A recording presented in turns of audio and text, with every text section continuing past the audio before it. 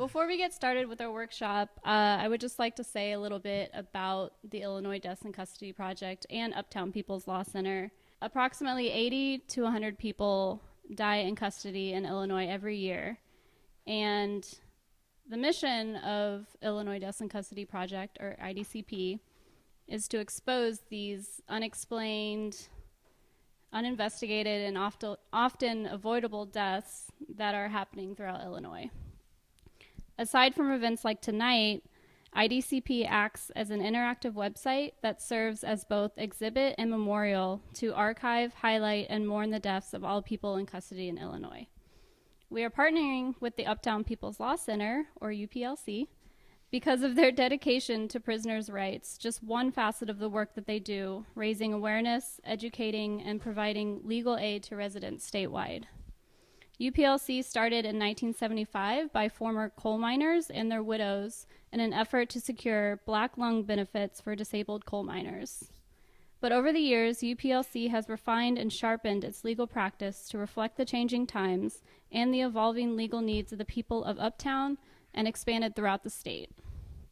Its lawyers and support staff have developed strong expertise in the areas of housing law, Social Security disability income, and prisoners' rights issues. UPLC does not view each individual case in isolation, but rather tries to address the root of the underlying issues that drive our clients to seek help. Rather than just taking on a specific legal case, UPLC looks at the person as a member of the community who needs our help. Here with us today from UPLC is Executive Director Alan Mills. Mills began representing prisoners at Cook County Jail during law school, and he has tried dozens of individual cases on behalf of prisoners in state and federal court during the last 30 years. So I'm going to turn it over to him to start our workshop, and then afterwards we will have time for discussion.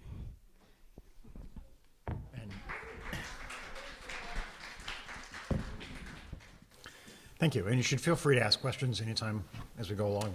I don't have to sit here and talk to you for half an hour and then you ask all the questions afterwards, so feel free. In fact, I very much encourage you to ask questions. You'll get bored listening to me. So we use FOIA in a lot of ways, but we mostly do it in context with our prison work. In addition to the cases that you talked about, we do both individual cases, and now we've got 9 class actions going against the Department of Corrections. Because the Department of Corrections in Illinois is one of the worst prison systems in the entire country. We're in hot competition with places like Alabama as to whether or not our system is worse than theirs or not. It's vastly overcrowded, it's underfunded, understaffed. We've cut almost all the programming out. There are about 8,000 people who sit in their cells 24 hours a day staring at the walls, and that's all they get to do. And we have a total population of about 44,000 people in prison in Illinois. So we're not anywhere near the top of the rate of incarceration. Louisiana holds that title, but we have a pretty decently sized prison system for the size our state is. But it's not a poor state, so Alabama sort of has an excuse. It's a poor southern state, which is where bad prison systems tend to be. And if you go around the country and talk about prison systems and you say Alabama has a terrible one, everybody says, yeah, sure, of course it does. It's the Deep South. We don't expect them to do anything good.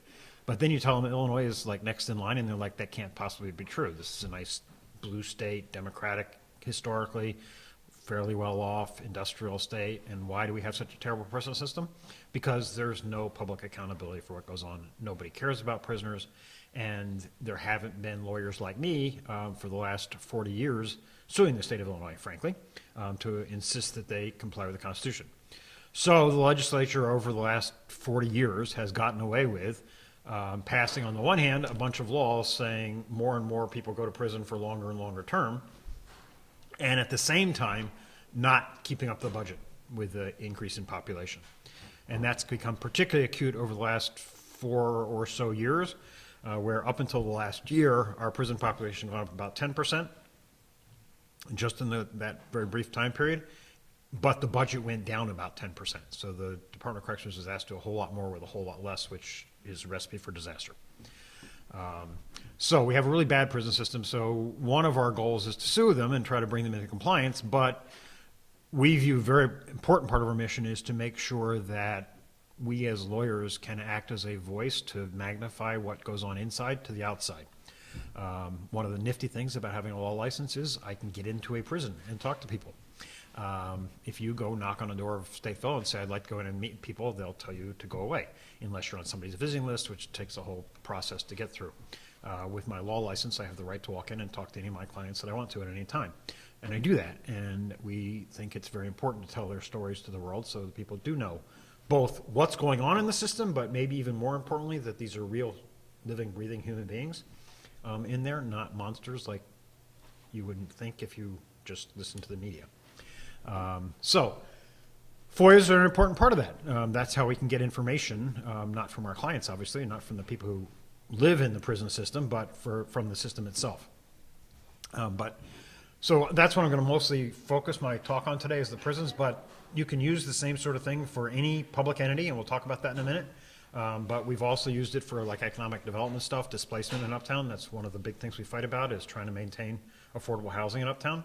So there's a TIF that's going on right now. We're trying to use FOIA to get some of those documents to try to figure out how much public money is going to the developer of a luxury high-rise on the lakefront, which is not what it's supposed to be for. So we use it in all kinds of contexts. So even though I'm talking about prisons today, don't think that that's what this is the only thing you can use it for. You can use it for anything at all to open up the doors. Illinois is a relatively, in theory, open state in terms of FOIA. The default is any public document is available. There are, however, some big exceptions to that, and it's not as easy to use as it ought to be. But nonetheless, the default is, in theory, that everything that the public does, everything that a public body does is open to inspection by the public. And I want to start by just talking about sort of the power of FOIA. Laquan McDonald is my favorite example right now. Everybody know who Laquan McDonald is? Okay.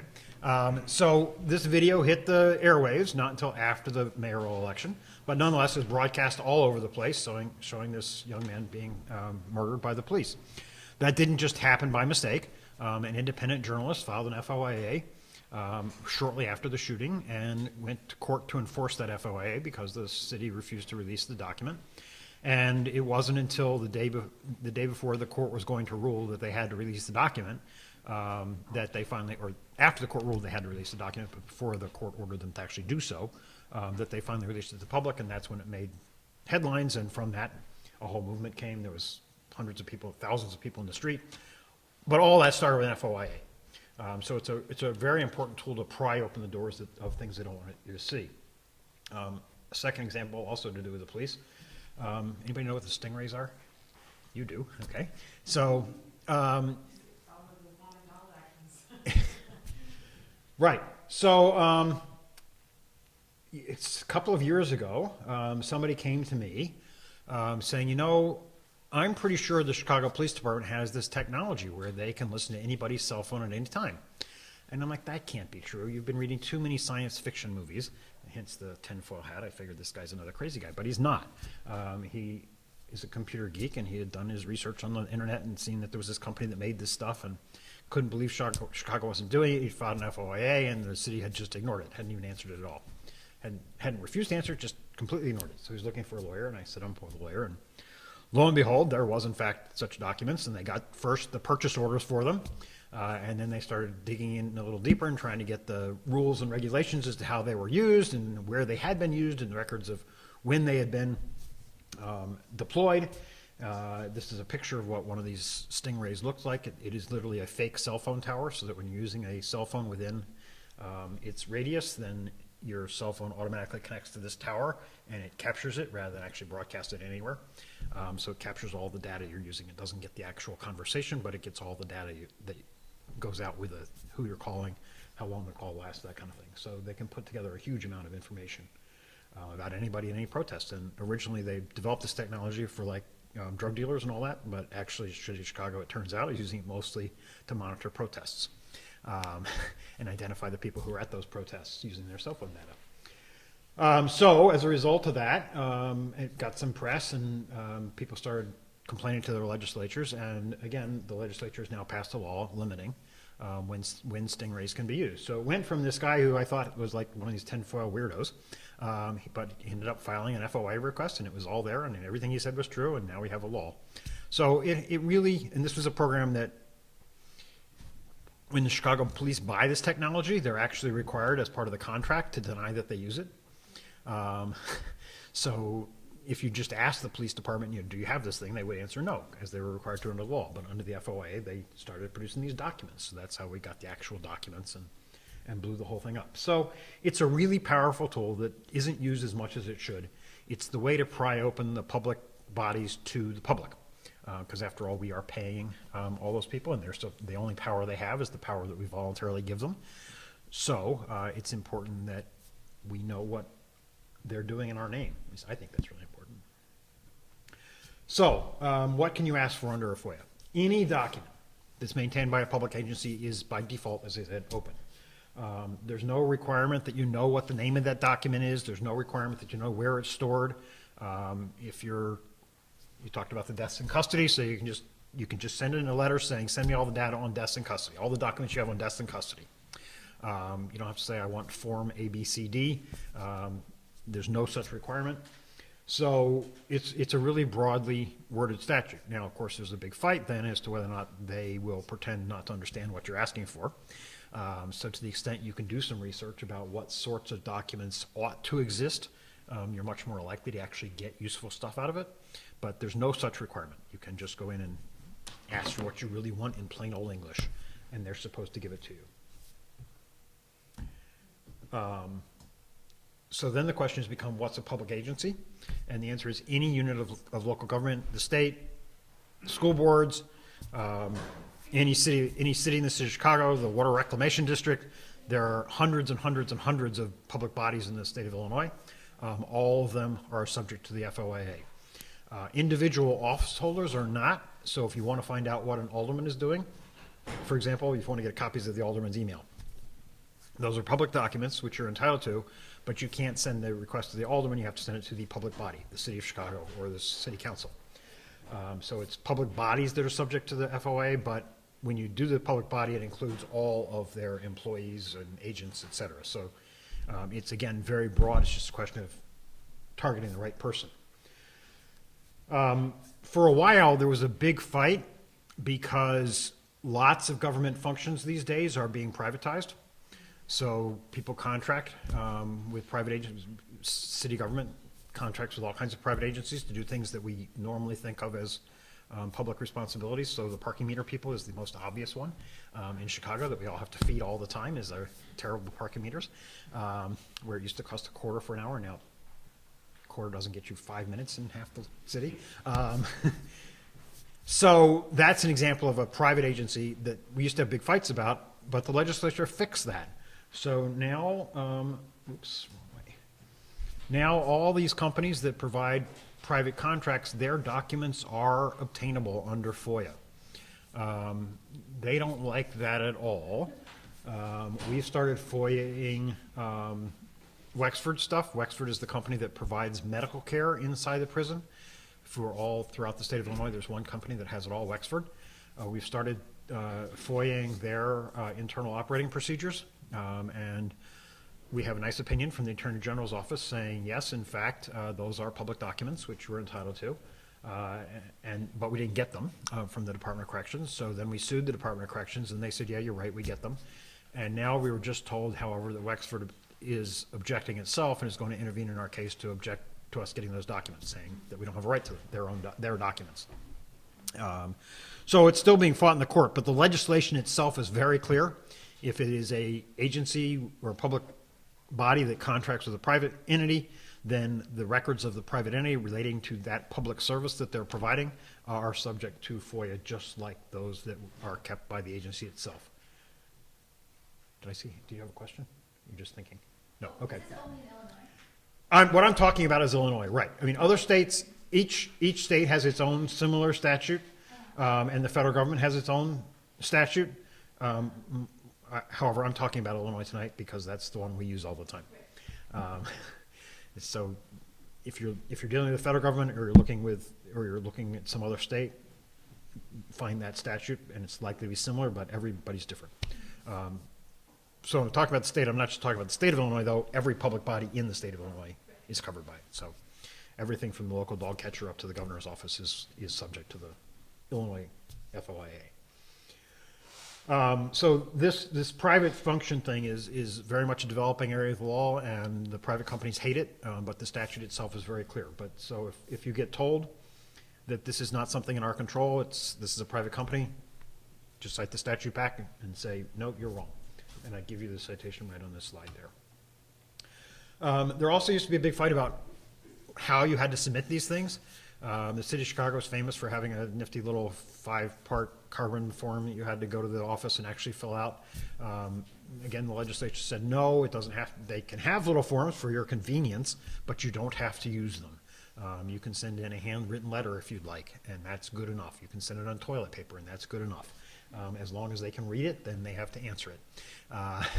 So just write down what you want in plain old English and send it to them. You can also email it to them. If the county or city or whoever you're trying to FOIA has email, they have to accept FOIAs by email. We personally always send them by email because you get a nifty little receipt saying they got it, or proof that you sent it, so you don't have to pay for certified mail and wait for a green card to come back and all that nifty stuff which you used to do. Now it's free. You just send the email and you've got a printout saying you sent it. And they can't refuse to accept it by email. Let's see. Keep going the wrong way. Oh, yes. So who do you send it to? By law, every public agency has to have an FOIA officer, somebody who's in charge of answering these things. That name is supposed to be posted in the main office of the entity, but frankly, you can always just call them up and say, who's your FOIA officer, and they will generally give you that name.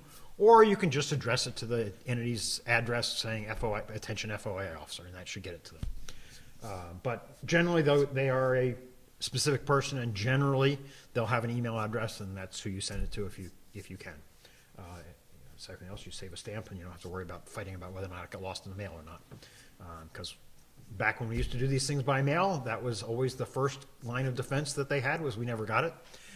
You didn't send it certified mail, and gee, it must have got lost in the mail somewhere. We don't know what you're talking about. So you have no complaint against us. So yes, and again, I emphasize you send it to the public body, not the individual office holder or employee. There's a whole bunch of people who've asked aldermen for all kinds of things in the city of Chicago. Courts are very clear, aldermen are not a public body, they're employees of a public body, so you have to ask the city for it.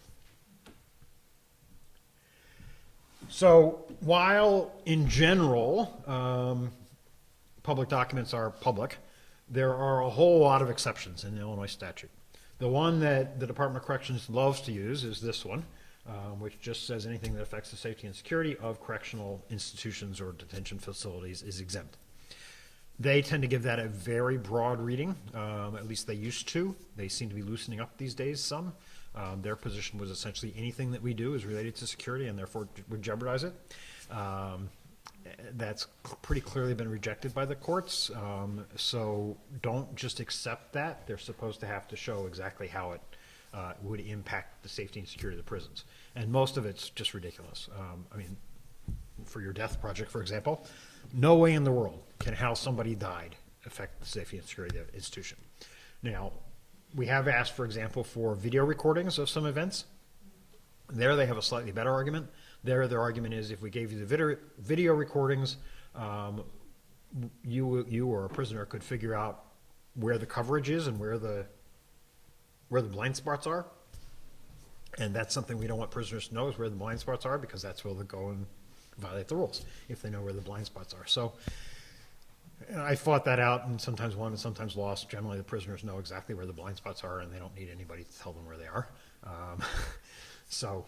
But nonetheless, that's an argument they make. There's another big exemption for personnel records. So you're not going to get the names and addresses of employees of a department. There's another exemption for confidential informants. Often issue with you dealing with police records. Sometimes it's an issue in the Department of Corrections if you're trying to find out, you know, what happened in a particular incident. Often the source of that information the department has in its records will be a confidential informant, so they won't give you that, certainly. There's another exception for ongoing law enforcement actions. So if there is a pending case, and that's what they were fighting about with Laquan McDonald, saying maybe we'll still indict the officer, and therefore we don't have to give it to you. So if there's a pending active investigation, they don't have to give you the documents relating to that investigation, on the theory that if you hand over the where the police are on something, the bad guys can get away if they know that you're getting close. And then there's a catch-all, which says anything that the law says they can keep private is exempt. Any other law. That's a big one for the Department of Corrections because every prisoner has what's called a master file, which is where all of their documents are kept, all their grievances, all the disciplinary reports they get against them, all the incident reports against them, anything related to that person. And by law, the master file is not a public record. So those are not FOIAble. So you can't get a prisoner's disciplinary record, for example. Those are clearly exempt. There's another big inclusive one, however, which says all settlements and payouts of public money are FOIAble. And the Department of Corrections regularly, every time they settle any lawsuit, tries to include a provision saying that the settlement is confidential. But now the legislature has essentially said if you're spending public money, the public has a right to know why you're spending it. So if you have paid out money for anything, whether it's under a contract or whether it's under a lawsuit settlement, the public has a right to know, period. No exceptions on that one at all. So if they spent public money on it, then you're entitled to it, which I think is how they got into the Stingray stuff, by going through the contracting route first, saying, you bought the stuff, so we get to know the invoices, what is it you bought? Tell us what you bought and all the documents relating to that. So the bottom line is you're entitled to most stuff. Some agencies in the past used to read these exceptions very broadly. There's been a lot of pushback, both by the legislature and the courts and internally as well, saying that really a lot of stuff ought to be available that previously wasn't. So just because somebody tells you no, don't stop there. Continue to push forward. And there's a couple ways you can do that. The other big change in the law, it used to be you had to appeal internally to the agency and then you could go to court. That was the only thing you could do. Now the Attorney General's office has a special office of I think it's called the Office of Public Accountability, something like that, where their job is to rule on assertions of privilege either by other state agencies or by local units of government. So it's a much easier appeal to them. You don't have to appeal inside the agency at all anymore. You can go right to the Attorney General's office. In theory, if they rule in your favor and the body still refuses to produce it, one, the Attorney General should sue on your behalf to get those documents, and two, the Attorney General's opinion carries a lot of weight. The downside of that is if the Attorney General rules against you, and then you still have the right to go to court, but that Attorney General opinion also carries a lot of weight with the court. So it's an easy way to appeal, and generally they've taken a very broad view of what is obtainable under the FOIA. So sometimes I use them, sometimes I don't, sometimes I just go into court. You don't have to go the Attorney General route, but for most people it's probably the easiest way to go, particularly if you think the department or whatever agency you're trying to do is being outrageous. And they don't seem to be particularly protective of state agencies, which is very strange because when you sue them, another part of the Attorney General office is the one that defends them. So I've definitely had cases where one part of the Attorney General's office says, yes, you have to produce it, and the other one is defending the case, saying, no, you don't. So, but that's what the statute says they have to do. So they have conflicting responsibilities. How long does this take? That's another question. By statute, they have 5 days to respond to a FOIA request. They can, however, request an extension of time, saying that, your request is going to take a long time, therefore we need an additional X number of days. They have to put that in writing. And then if they don't comply within that X number of days, there's 2 automatic penalties. One is they can't charge you anymore for the documents, and I'll talk about costs in a minute. And 2 is they can't argue that it's too burdensome to produce it, that you've asked for too many documents. So they have to really figure out within that first 5 days as to whether or not this is really a voluminous request or whether or not this is simple. Because if they give themselves 30 days to respond and they don't do it within 30 days, then they can't anymore argue that it's way too many documents, you've asked for too much stuff. They've waived the right to make that argument. And generally, for simple requests, I've gotten responses within a couple of weeks. So most places are pretty good about it. If they don't, they also know that if they don't respond on time, you can sue them, and then they're responsible for attorney's fees.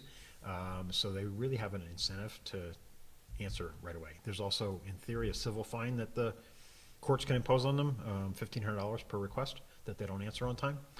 So most agencies have gotten much better about keeping track of what they're doing and making sure that they actually have a way of tracking FOIs that come in. Some of the smaller counties or smaller towns don't do very well about this at all. And they're easy to sue, but hard to get documents from.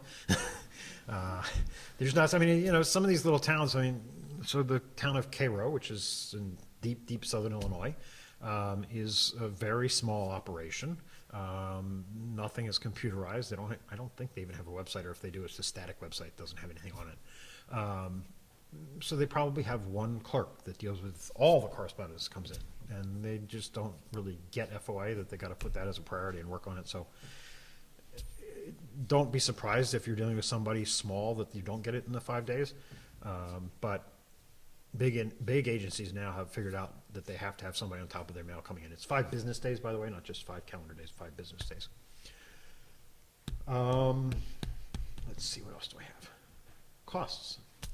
So for simple requests, it's free.